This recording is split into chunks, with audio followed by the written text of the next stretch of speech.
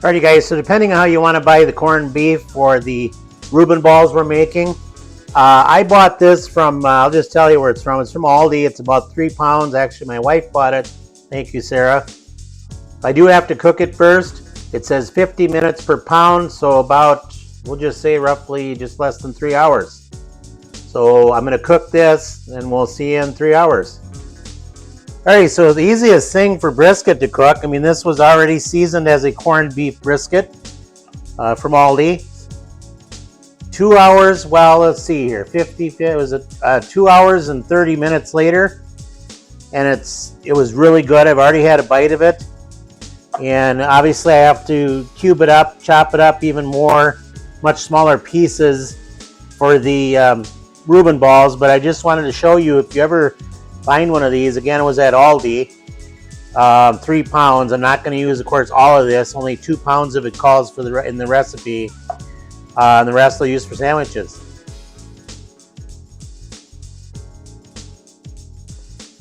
Alrighty guys, for the mise en place, now that we have the cooked corned beef, that's 2 cups of that, finely chopped. I may chop it just a little bit more yet.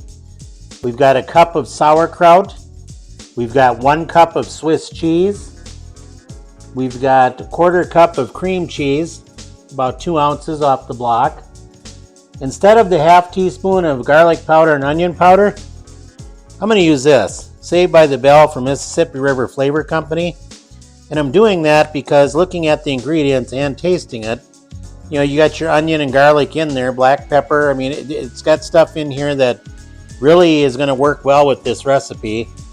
Then we've got the 1 cup of flour. And then we've got 2 large eggs here. I do have to crack those and beat those eggs.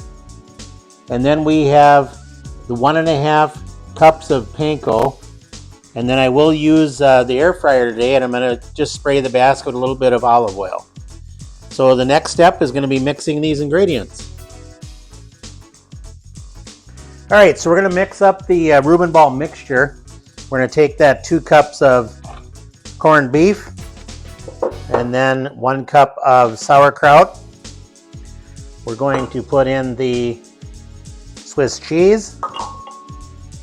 Somehow or another, the Dijon mustard. I guess that's why we're wearing gloves. We're going to eventually mix this. Okay. Then the last thing in here is going to be this cream cheese. That's that 2 ounces that we talked about earlier. Basically from here, what you're going to do is you're just going to, I use hands. I do barbecue comps, so I have all these gloves. I think that's the easiest way to do this. I'm going to go ahead and mix this up, and the next clip you'll see me making the meatball, or the, I guess they're called meatballs, but the Reuben balls. Alrighty guys, so these are made. They're about the size of a golf ball, maybe a little bit larger than that. Typically you put them on a sheet, cookie sheet, parchment paper. I didn't think about that when I did this, so I didn't want to have to put different gloves on. So I just went ahead and made these up, and this is now going to get covered and put in the refrigerator for about 30 minutes. Actually, here in Minnesota, I could put out in the garage and it'd be a little bit colder. Alrighty guys, so these have been in the fridge for about an hour.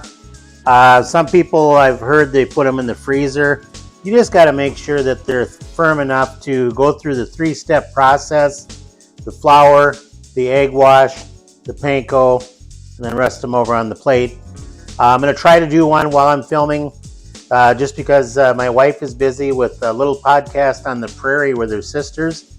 So anywhere you can find podcasts, Apple, Spotify, anything like that. But anyway, back to cooking here. So I'm going to take one of these. Basically what you do is you roll it in flour. Okay. Then to the egg wash.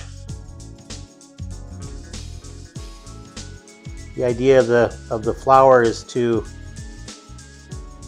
get the egg wash to stick.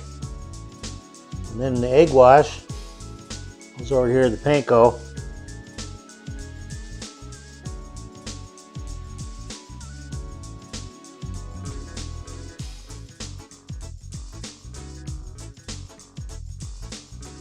There's your first Reuben ball. So again, ball, flour, egg wash, panko plate. So I'm going to do the rest of these, and then after that, I'm going to get the air fryer going. We are going to air fry these today. All right, so it yielded about 14 balls, 15 if you make them closer to golf ball size. But basically what I did now is I'm using the air fryer tonight at 400 degrees. I'm probably going to run them to around 15, 16 minutes. Perfect Q barbecue team here. You know, always here to help. So anyway, we're going to pull the basket out. And then I'm going to try and I think I'm going to put 7 at a time in there. Just be careful, use tongs or something if you're smarter than me and don't want to touch something that's 400 degrees.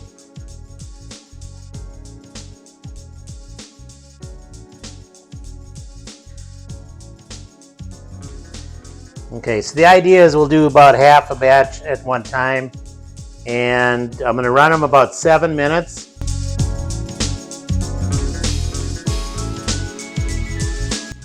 All right, so my wife got done with her little podcast on the prairie, so she's able to film me eating one of these.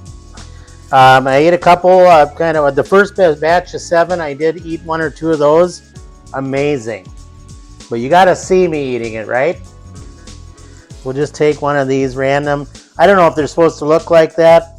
Now, they're not that dark because they were done in the air fryer, not deep fat fried or in oil. So if they're going to be healthy at all, this is going to be the healthiest that they're going to be.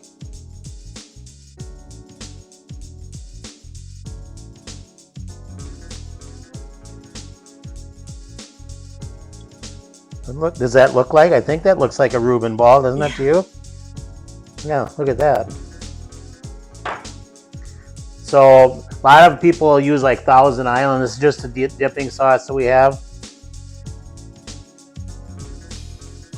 And I already know how I'm going to react because I've been cheating and eating these already.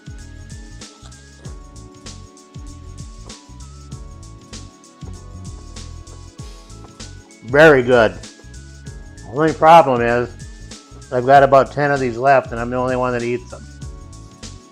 Thank you for watching.